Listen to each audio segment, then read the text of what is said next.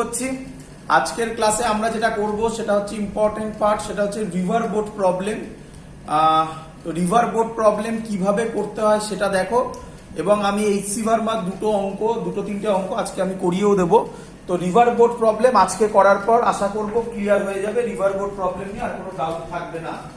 যদি আজকে আমরা তাড়াতাড়ি করে দিতে পারি তাহলে আজকেই আমরা শুরু করব নিউটনস লজ অফ মোশন, বা যেটাকে আমরা মেইনলি খুব কমন নামে জানি free body diagram. Free body diagram হয়তো আজকে রিচ করতে পারবো না, কাছাকাছি যাব, দেখা যাক কতটা হয়। বলো। বোর্ডটা খুব হেভি আসছে। বোর্ডটা হেভি আসছে, এবার এখনো তো কিছু লিখিনি, এবার শুরু করব। লিখি, চলো। ফার্স্ট যেটা আজকে আমরা করব খুব ইম্পর্টেন্ট, আমি এক্ষুনি বললাম, river boat problem. Boat problem और এর আরেকটা নাম river swimmer problem. River swimmer problem और আরেকটা নাম এরোপ্লেন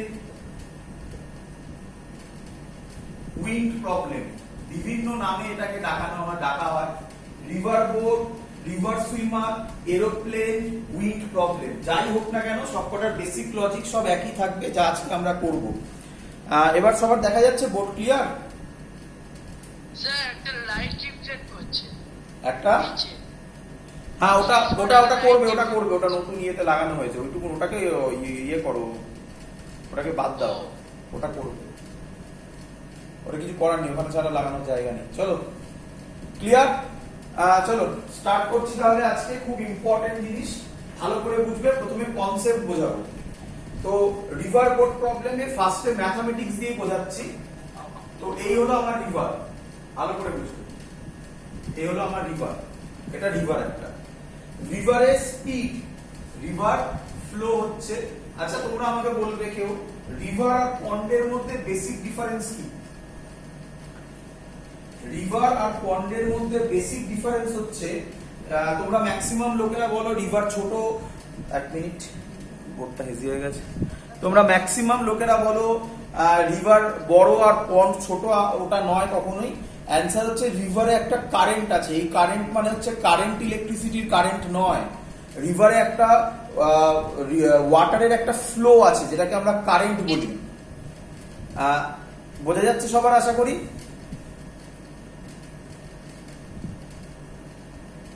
কথা কেটে যাচ্ছে, এবার সবার ক্লিয়ার? শুনতে পাচ্ছ? ওই প্রবলেম হচ্ছে, নেটের একটু প্রবলেম হচ্ছে, কি করব। আর চলো, তো প্রথম পার্ট বলছি রিভারের ক্ষেত্রে। যেটা রিভারের ক্ষেত্রে একটা কারেন্ট আছে, মানে একটা ওয়াটারের ফ্লো আছে, যেখানে কিনা পন্ডে ওয়াটারের ফ্লো নেই। তাই আমরা ওটা সাইডে করেছি, দেখো লিখেছি ভেলোসিটি অফ রিভার, যেটা লিখেছি 3 কিলোমিটার পার আওয়ার। এবার খুব ইম্পর্টেন্ট থিং, ভালো করে বুঝবে। ধরো তুমি এখান থেকে স্টার্ট করলে, এখান থেকে তুমি বি পয়েন্টে যাবে, ভালো করে বুঝবে, ফিল করবে কনসেপ্টটা। তাহলে তুমি এখান থেকে যখন যাচ্ছ, এইভাবে ধরো তুমি যাচ্ছ, তোমার স্পিড দিলাম velocity of swimmer. Velocity of swimmer এটা হলো 4 কিলোমিটার পার আওয়ার। বলো, তোমরা আমাকে প্রথম কথা বলো, এটা বোঝার চেষ্টা করো যে তুমি এ থেকে বি তে পৌঁছবে না ডান দিকে একটু সরে যাবে। বলো,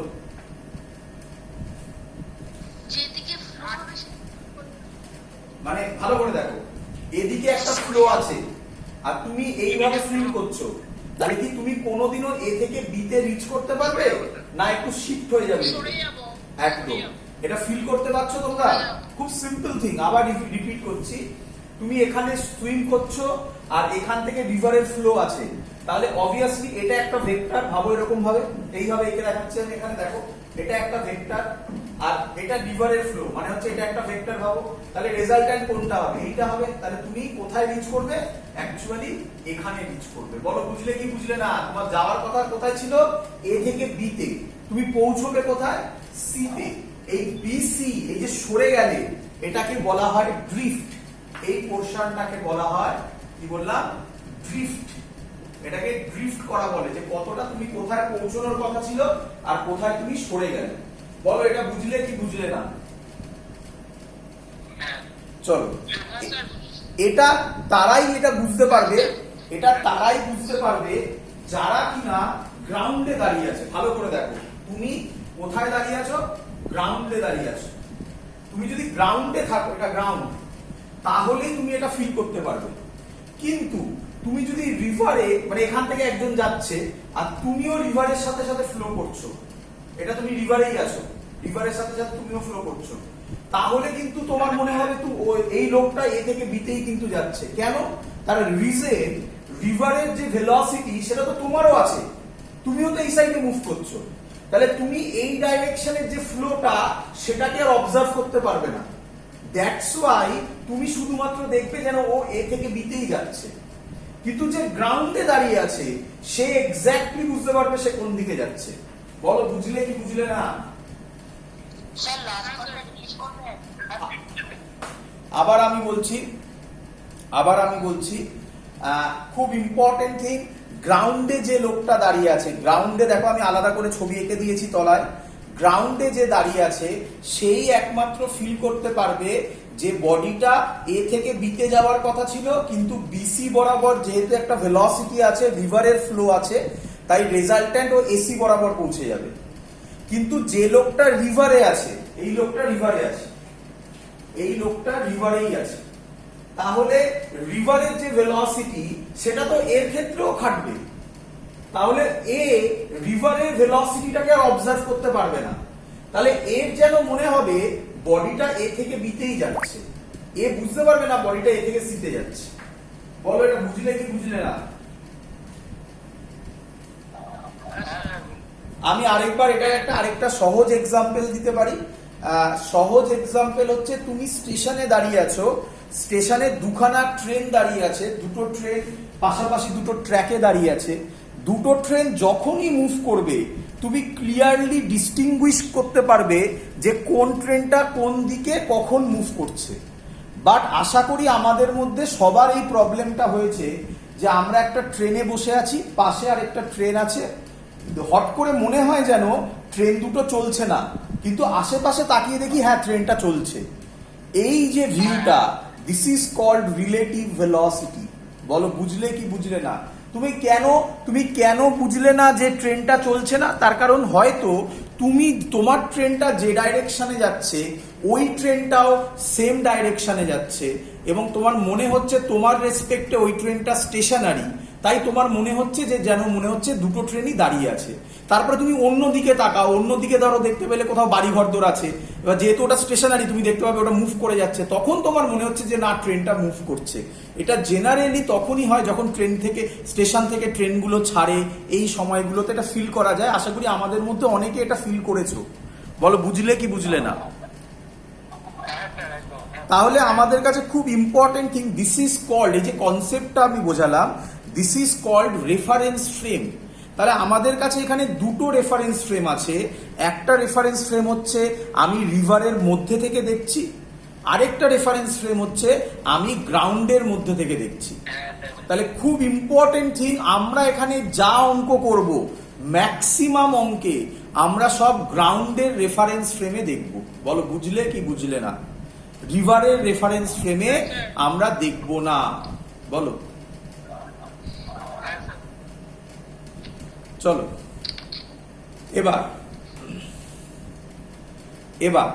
এবার আমরা যেটা করব, তাহলে এত অবধি আশা করি বোঝা গেছে। এর মধ্যে একটা ইম্পর্টেন্ট জিনিস আছে, যে জিনিসটা আমি এখানে লিখিনি, এবং এটাই খুব ইম্পর্টেন্ট জায়গা এই অঙ্কে।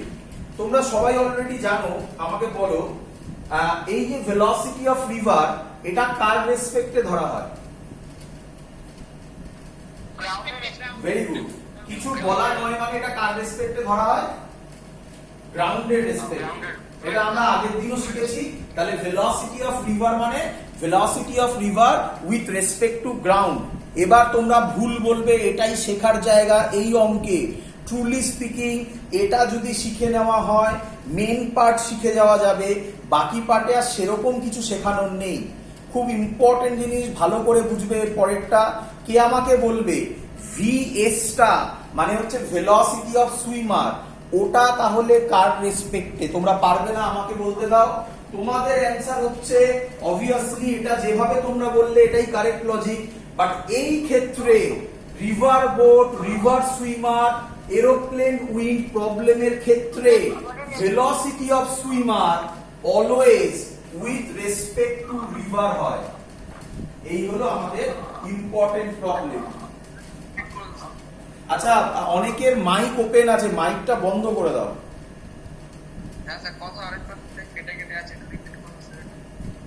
আমি যখন বলবো যে সবাই বুঝতে পেরেছো কিনা তখন বলবে, আবার রিপিট করব। মাঝখানে আমি যখন বলবো তখন মাইক বন্ধ রাখবে। আবার বলছি আমরা জেনারেলি এই যে আমি লিখেছিলাম এডি থেকে, আমি অলরেডি চেঞ্জ করে দিয়েছি, ওটা আমরা লিখেছিলাম velocity of swimmer. In reality ওটা ভেলোসিটি অফ সুইমার আমরা জেনারেলি কি করি, উইথ রেসপেক্ট টু গ্রাউন্ড করি, বাট এখানে সেটা হচ্ছে না।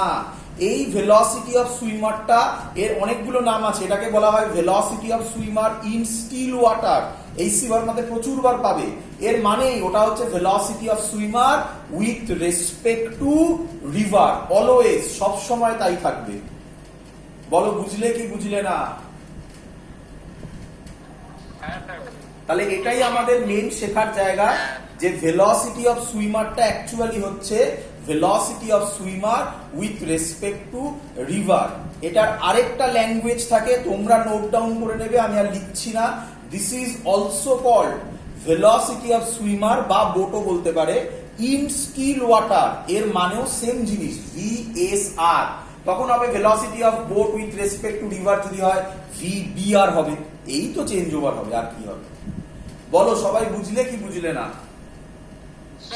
হ্যাঁ, একজন একজন বলো। সৌরদীপ বলো। সব সময়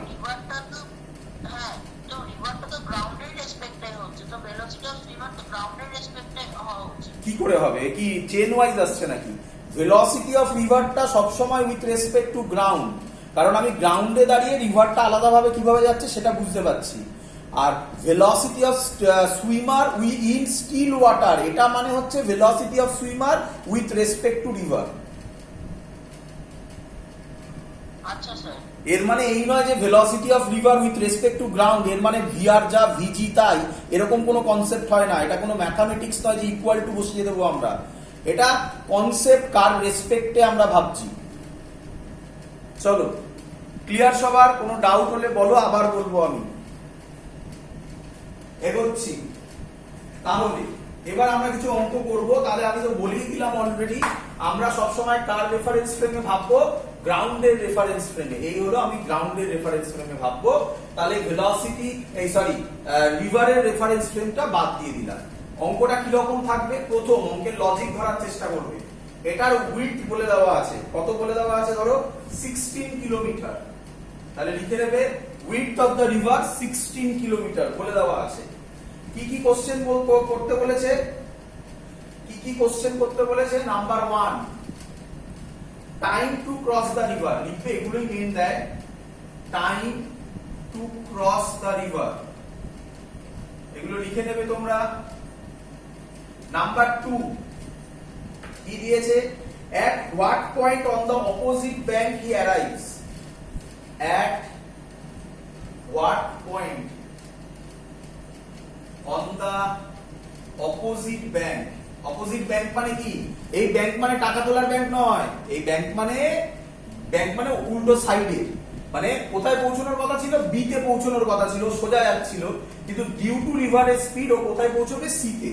সেটাই বার করতে হবে তাহলে আমাকে। এটা at what point on the opposite bank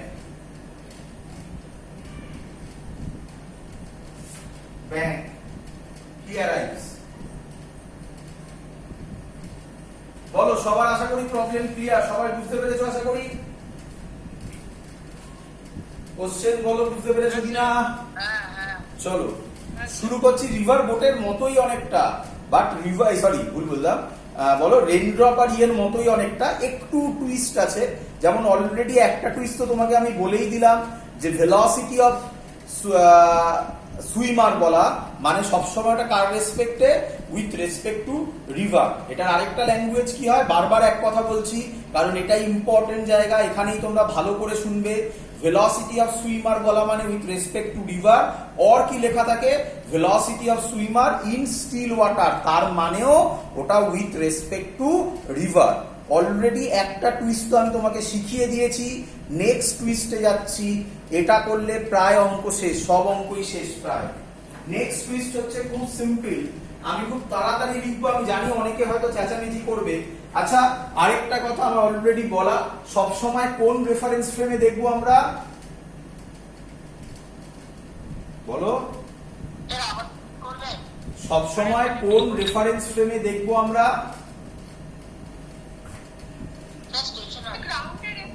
গ্রাউন্ডের রেসপেক্টে দেখবো, সবসময় গ্রাউন্ডের রেসপেক্টে দেবো। তা আমার আর বলার কিছু নেই, আমি তাই মুছে দিলাম এটা। এবার কোশ্চেন হচ্ছে, এই হলো তার ফর্মুলা। আচ্ছা, আমাকে আরেকটা কথা, তোমাকে আরেকটা এভাবে আমরা দিতে পারি, ভালো করে বুঝবে। Velocity of swimmer with respect to ground, এটার ফর্মুলা হবে ভিএসআর প্লাস ভিআরজি। এই হলো ফর্মুলা, এই হলো এর ফর্মুলা। কি বলে এখানকার রিভার বোর্ড প্রবলেমের এটাই মেন ফর্মুলা, আমরা বারবার এটাকে ইউজ করব। তো তখন তোমার কোশ্চেন আসবে যে স্যার কেন এই ফর্মুলাটা কোথা থেকে এলো, তাই না? আমি নতুন কিচ্ছু করিনি, আমি তোমার সামনে লিখে দেখাচ্ছি, কিন্তু আমি রিপিট করছি এর পরের অঙ্কগুলোতে আমি ডাইরেক্ট এই ফর্মুলা ইউজ করব। কিন্তু প্রথমবার বলে তোমাদের করে দেখাচ্ছি তোমাদের সামনে, আমি নতুন কিচ্ছু করিনি। ভালো করে দেখে নাও সবাই কিভাবে এই ফর্মুলাটা এলো। আমরা সবাই জানি velocity of swimmer with respect to river এর ফর্মুলা কি হয়? Velocity of swimmer minus velocity of river. কোনো ডাউট কারোর? না স্যার। চলো, কে আমাকে বলবে ডান দিকে যেগুলো লিখেছি মানে ভেলোসিটি অফ সুইমার আর ভেলোসিটি অফ রিভার, ওগুলো কার রেসপেক্টে লেখা হয়? Very good, very good. Ground, ground. Clear idea সবার? তাহলে ভিএসজি, এটাকে এদিকে রাখো, এটাকে এদিকে নিয়ে আসো। ভিএসজি মানে velocity of swimmer with respect to ground. তাহলে কোথা থেকে দেখছি? গ্রাউন্ড থেকে। আশা করব ক্লিয়ার হচ্ছে। এটা হবে, এটাকে এদিকে রাখো, এটাকে এদিকে নিয়ে আসো। velocity of swimmer with respect to river plus velocity of river with respect to ground, which is nothing but this one. Clear কি ক্লিয়ার নয়? বলে ফেলো। চলো, তাহলে তোমরা এটা দেখে অবাক হবে না তো, আমি যখন রিভার বোর্ড প্রবলেম করব তখন আমি ডাইরেক্টলি লিখবো VSG is equal to VSR plus VRG. তখন তোমরা চেঁচামেচি করবে না তো, স্যার কি হলো রিলেটিভ ভেলোসিটি মানে তো আমরা মাইনাস জানি, কি করে প্লাস হলো? ক্লিয়ার সবার কাছে? চলো,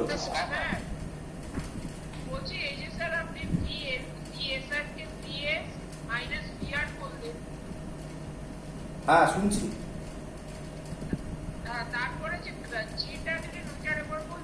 কি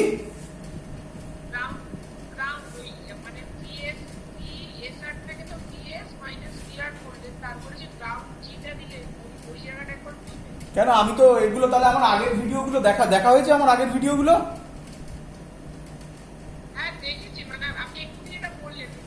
আমি এটা আগের ভিডিওতে 1000 বার করেছি যে ভেলোসিটি অফ এ বলা মানে উইথ রেসপেক্ট টু কার? তাহলে আমি ভেলোসিটি অফ সুইমার বলা মানে উইথ রেসপেক্ট টু কার? তাহলে আমি পরের লাইনে এসজি আর জি করে দিলাম। এগুলো তো আমি আগের দিনেও ভিডিওতে দেখিয়েছি 1000 বার করে। চলো, এবার কোশ্চেন হচ্ছে আমি অঙ্কটাকে সলভ করব কিভাবে। তো দেখো কিভাবে আমি অঙ্কটাকে সলভ করছি। খুব সিম্পল থিং, খুব ইজি। উপর পোরশনটা মুছছি, এটা থাকলো, এটা উপরে ফেলেছি যখন এটা থাকলো, আমি উপরে সলভ করে দেখাচ্ছি। তাহলে আমি লিখবো velocity of swimmer with respect to ground, মানে ডাইরেক্ট ফর্মুলা অ্যাপ্লাই করছি আমি এবারে। তাহলে এটার দরকার নেই, তো এটা মুছে দিই আমি। এই কোশ্চেনটা তোমরা বুঝে গেলে তো কোথা থেকে এলো, এটাই ফর্মুলা। ভিএসআর বলো, ভিএসআর কোন ডাইরেকশনে? কোন ডাইরেকশনে? আপওয়ার্ড বলে না, প্লাস জে ক্যাপ। এতদিন ধরে করছি আর আপওয়ার্ড কেন? চলো ভিআরজি কোন ডাইরেকশনে? তাহলে প্লাস 3i ক্যাপ। চলো আমাদের তৈরি হয়ে গেছে প্লাস 3i ক্যাপ। অঙ্ক সলভ। তাহলে velocity of swimmer with respect to ground আমরা পেয়ে গেছি। ক্লিয়ার আইডিয়া সবার? চলো, কিন্তু আমাকে বার করতে দিয়েছে, ভালো করে শুনবে। আচ্ছা, প্রচুর লোক তোমাদের এইভাবে শেখাবে, ভালো করে শুনে নেবে। প্রচুর লোক এখানে তোমাকে পাইথাগোরাস থিওরেম শেখাবে, পাইথাগোরাস থিওরেম দিয়ে অ্যান্সার মিলে যাবে। কার বইয়ের অ্যান্সার? এমনি সেমনি নয়, এসসি ভার্মার অ্যান্সার। আমি খানিকক্ষণ বাদে ওর জন্য আমি ওই অঙ্কটা করে দেখাবো আমি। কিন্তু রিপিট করছি, ট্রুলি স্পিকিং, ওই পাইথাগোরাস থিওরেম যদি ফলো করে করো, কিছু অঙ্কের অ্যান্সার যেগুলো মিলে যাবে তো মিলে গেল, লজিক কিন্তু ক্লিয়ার হবে না। তাই লজিক ধরার চেষ্টা করবে। যদি কোথাও বলে থাকে পাইথাগোরাস দিয়ে, ম্যাক্সিমাম জায়গায় পাইথাগোরাস দিয়ে এগুলো শেখানো হয়, একদম নয়। আমি যেভাবে বলছি সেইভাবে মনে রাখবে, পাইথাগোরাস দিয়ে সব অঙ্ক হবে না। এই সিভারমার ওই অঙ্কটা দেখবে একদম ডিটো মিলে যাবে। ভালো করে শোনে এবারে। তাহলে চলো, কে আমায় বলবে ট্রুলি স্পিকিং সুইমারটা কোন দিকে গেছে? বলো কেউ।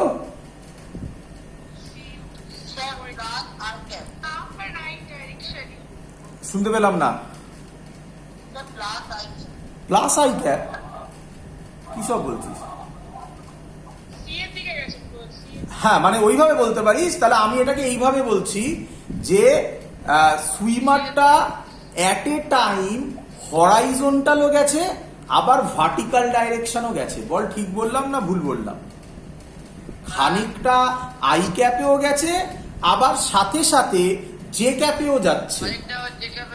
একদম আই ক্যাপেও যাচ্ছে, সাথে সাথে জে ক্যাপেও যাচ্ছে। ট্রুলি স্পিকিং এসি বরাবর গেছে। ক্লিয়ার কি ক্লিয়ার নয়? তাহলে আমি অঙ্কটাকে সহজ করছি তোমাদের কাছে। কি সব সময় মাথায় রাখবে, টাইম বার করার সময় যে ডিস্টেন্স ধরবে, টাইম সবসময় সেম হবে। টাইম, রিপিট করছি, টাইম সবসময় সেম হবে। যে ডিস্টেন্স ধরবে সেই ডিস্টেন্সে স্পিডটা কত হবে সেটা দেখবে। বাকি দরকার নেই, বাকি কোন দিকে গেছে যাওয়ার দরকার নেই। এক্সাম্পল দিয়ে বোঝান, সহজ এক্সাম্পল দিচ্ছি। বলো সুইমারটা ভার্টিক্যাল ডাইরেকশনে কত স্পিডে গেছে?